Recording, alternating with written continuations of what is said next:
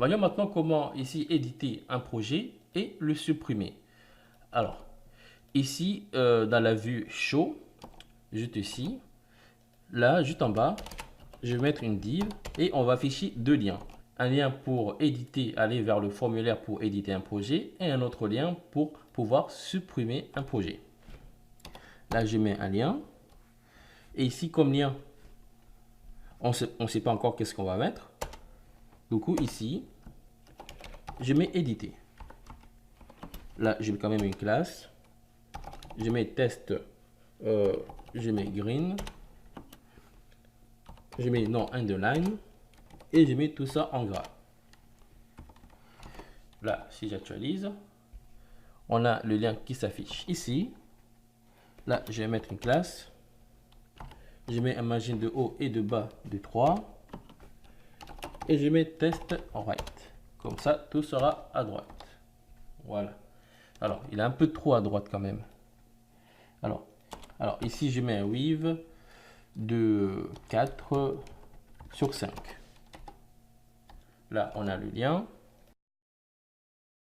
Là, je mets d'accord. Comme ça, c'est un peu plus foncé. Parce qu'en fait, je ne vois pas très bien quand c'est en clair. Et puis, je vais dupliquer ça. Mais on verra que ça ne marchera pas.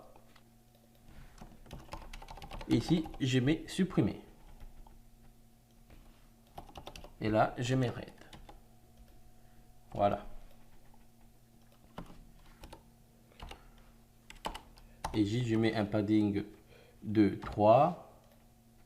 Et pareil ici. Padding de 3. Comme ça, il y a des petits espaces. Alors, maintenant, nous allons voir d'abord pour ici éditer. Et pour éditer, ici, je vais utiliser les routes. Alors, ici, on a la liste des routes. Et ici, en dernière position, on a la route Edit.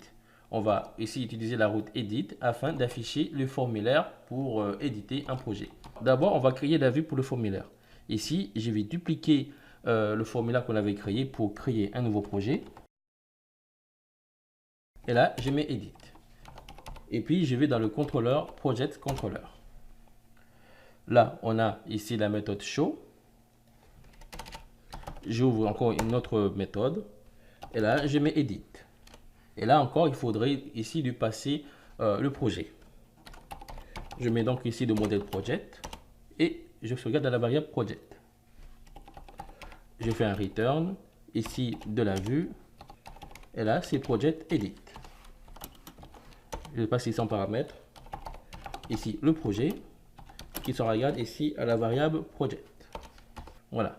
Je reviens ici. Et là, je vais mettre la route. Je mets la fonction route. Là, ça sera Project Edit. Et ici, je le mets ici, le projet. J'actualise. C'est là, je clique sur le lien éditer. Voilà, ici, on a la page pour éditer un projet. Du coup, je reviens dans le contrôleur. Je vais dans la vue Edit. Alors, et ici, on va lui envoyer ici le projet. Alors, pour lui envoyer ici le projet, je mets ici un value. Et là, je peux lui mettre directement un echo. Et là, je mets ici le projet. Hein. Ça sera project. Et là, je mets name. Là, c'est project. Sinon, on aura une erreur. C'est là, j'actualise. Ici, je récupère directement le projet. Voilà, ici, on récupère le nom du projet. On va faire de même aussi pour la description. Alors, pour la description, il faut faire très attention. Si là, par exemple, là, je fais un saut de ligne. Et puis, je fais un echo de project description. Si là, j'actualise. Là, tu vois qu'il y a un grand écart. Ici, on a un espace. Et ça, c'est pas bon. En fait, ici, dans le testaria, il ne faut jamais mettre ici d'espace. Il faut faire comme ça. Et là, si j'actualise, voilà. Maintenant, j'aimerais bien que lorsque je vais valider ça pour enregistrer, j'aimerais bien ici changer de route. Alors là, je vais plutôt mettre une route et non pas de lien. Je mets la fonction route. Et là, ça sera project. Et là, je mets update. Et là, je lui envoie aussi le projet. Si par exemple là, je clique sur enregistrer, là, on tombe sur une erreur. En fait, c'est une erreur très classique parce que ici, on utilise ici la méthode put afin d'enregistrer ici un projet. Si là, je reviens ici, la méthode update, et si je regarde dans les routes, on a ici une route de type put. Alors, si c'était une route de type post, ça marcherait sans problème, mais pour une route de type put, ou bien pour delete ou patch, il faut en fait rajouter en fait notre ici directive. Là, je mets la directive méthode. Et là, je dis que je vais utiliser la méthode put. Si je reviens ici, là, j'actualise. Et si je clique, là maintenant, on a une autre erreur qui nous dit que la méthode update n'existe pas. Du coup, je reviens dans le contrôleur, ici, project controller. Et on va créer la méthode update. Je mets ici update. Je récupère ici le projet et je la sauvegarde dans la variable project. Maintenant, ici à l'intérieur, il faudrait mettre à jour le projet. Pour le mettre à jour, on peut faire ici, je récupère ici le projet. Là, je dis que name. Et ici, maintenant, il faudrait récupérer les requêtes qui se trouvera ici dans le formulaire. On a ici le choix d'utiliser la fonction request. Là, je mets name, comme on avait fait la dernière fois.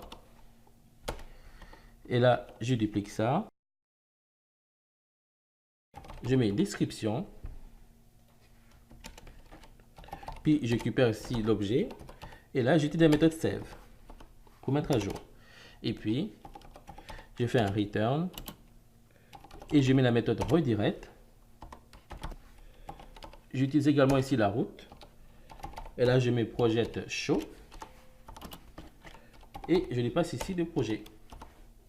Allez, on va tester. Là, je reviens ici. Et là, si je clique, là, ça a marché. Alors, je reviens encore ici. Et là, je vais changer. Là, par exemple, je mets hihihi. Allez, je clique. Voilà, hihihi. Alors, ici, on utilise la fonction request. D'ailleurs, ici, tu peux enlever les anti-slash. Ici, en fait, c'est moi IDE qui les met. Mais si je retourne dans exemple contrôleur,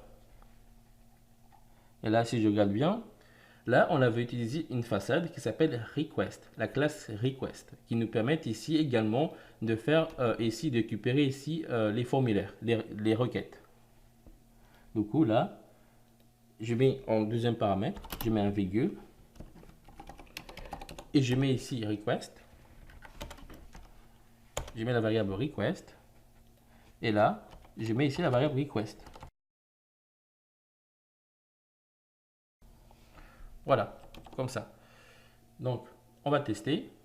Là, ici, je mets oh oh oh. J'envoie. Ça marche. Mais moi, en fait, cette méthode-là, j'aime pas trop parce que c'est un peu trop longue. Du coup, là, j'enlève. Ici, je récupère ici le projet. Et il y a la méthode update directement. Et dans cette méthode, il faudrait aussi ouvrir un tableau. Et là, je dis name, qui se regarde ici à request name. Je duplique. Et là, je mets description. Allez, on va encore tester. Là, je mets ah, j'envoie, ça marche. Très bien. Mais c'est qu'on peut faire encore mieux. Ici, pour gagner encore plus de temps, je peux mettre ici request et utiliser la méthode all. Là, en fait, ça va être un peu particulier. Alors, si là, je teste. Ici, dans le titre, je mets ici. Là, j'envoie. Tu vois, ça a marché. Comment ça se fait que ça a marché? Alors, si là, je fais un DD, je mets request, je mets all. Là, nous allons voir qu'est-ce qu'on reçoit. Ici, si j'envoie, alors, ici, on a 4 requêtes.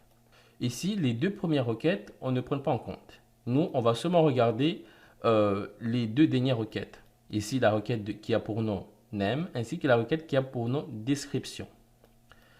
Alors, en fait, ici, ces requêtes-là, c'est par rapport aux champs ici, les champs ici de type input qui a pour nom name, et ici le champ de type testaria qui a pour nom description. Du coup, en fait, là, qu'est-ce qu'il va faire Laravel? Si, là, je vais dans la migration project. Là encore, on a en fait ici deux colonnes. On a la colonne qui a pour nom name et la colonne qui a pour nom description. Du coup, en fait, Laravel va directement faire le lien. Il voit ici une requête qui a pour nom name. Il voit aussi une colonne qui a pour nom name. Ici, dans la base de données, on a name et description. Du coup, il va directement faire le lien. Il va coller ici la valeur qui se trouve dans la requête name. Et il va l'enregistrer automatiquement ici dans la colonne name. Et il va faire de même ici pour la description. Comme ça, ici en fait, dès que je reviens ici dans le contrôleur, je mets ici un request all. Laravel en fait fait directement le lien. Mais ça marchera pas en fait si ici, si je retourne ici dans, dans le modèle project, ici, si là, je mets pas le fillable, ça ne marchera pas. Si par exemple là, ici, j'enlève le name, je mets seulement la description, et là, je reviens ici, là, on est bon. Ici, là, j'actualise. Là, ici, le name n'a pas été mis à jour. Alors, si là, je vais éditer, hein, là, je mets ahaha. Là, tu vois, ça n'a pas été mis à jour. C'est toujours hehehe. Tant que ici, dans le modèle, je ne mets pas ici le name, Laravel, en fait, ne prendra pas en compte. Du coup, c'est très important ici de mettre fillable et de mettre ici le name. Alors, là, si je commande ça, et j'utilise ici guarded. Alors, ici, guarded avec un tableau vide veut dire que j'autorise absolument tout. Mais si je mets un guarded et ici, je mets par exemple name ainsi que description, cela veut dire que je n'autorise pas à enregistrer dans la base de données ici la colonne name ainsi que description. Pareil aussi pour fillable. Si j'avais mis un fillable avec un tableau vide, cela voudrait dire que je n'autorise absolument rien du tout. Du coup, là, si je mets guarded avec un tableau vide, nous allons voir si cela va fonctionner. Là, ici, je mets ho. Et là, si j'envoie, ça marche. Du coup, tu peux soit ici utiliser un guarded ou bien un fillable. Mais moi, personnellement, je recommande toujours d'utiliser ici les fillables parce que comme ça, tu as vraiment un total contrôle en ton application. Après, si par exemple, tu as beaucoup de colonnes, ça risque d'être un peu dur, mais au moins, tu sais que tu as vraiment un total contrôle sur tes migrations. Après, c'est un peu chiant si par exemple, je vais rajouter une autre colonne, il faudra aussi que je vienne ici dans le modèle et que je rajoute ici la colonne. Sinon, ça ne marchera pas. Du coup là, j'enlève ça et j'enlève le guarded. Là, je peux enlever le modèle. J'enlève ici des exemples contrôleurs. Je reviens ici. Et maintenant, on va passer ici pour supprimer un projet. Alors, pour supprimer un projet, je reviens ici dans la vue. Et là, on va faire de même pour ici pour la route. Alors, je copie ça.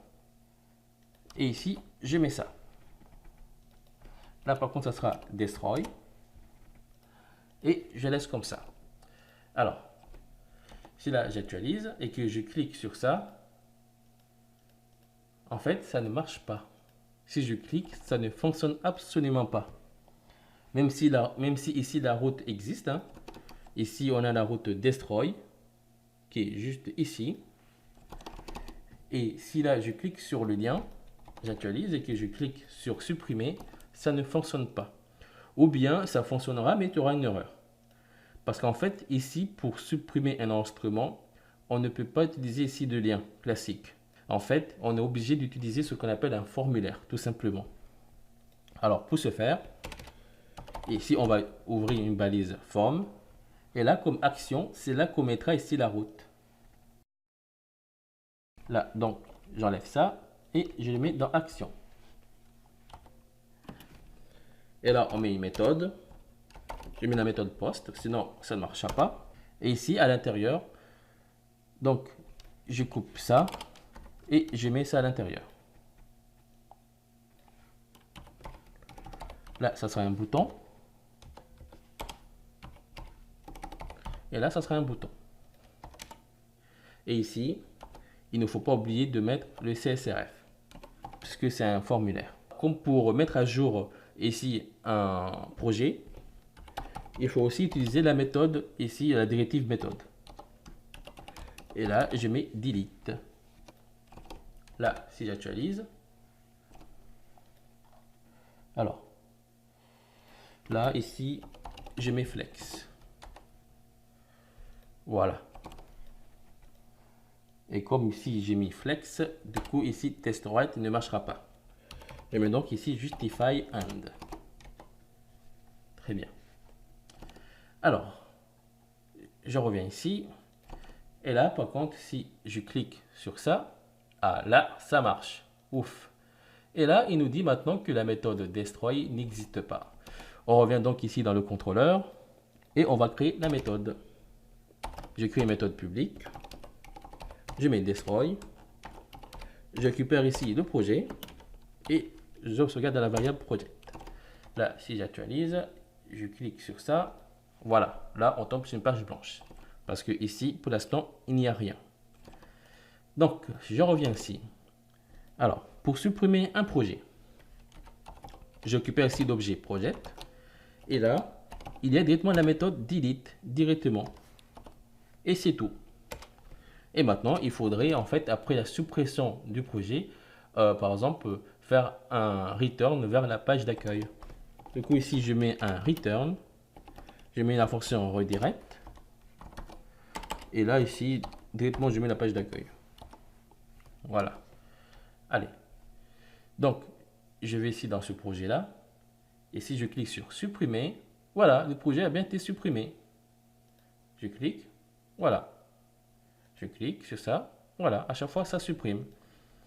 Voilà, et tu vois que c'est extrêmement facile ici de supprimer un projet. Du coup, ici, par sécurité, parce que comme c'est extrêmement facile de supprimer un instrument dans la base de données, par sécurité, en fait, il faut utiliser ici un formulaire pour pouvoir supprimer un projet. Comme ça, on est sûr et certain de vouloir ici supprimer ce projet. Et ici, avec comme en tête, ici, on utilise en fait le HTTP comme méthode, ici, la méthode delete.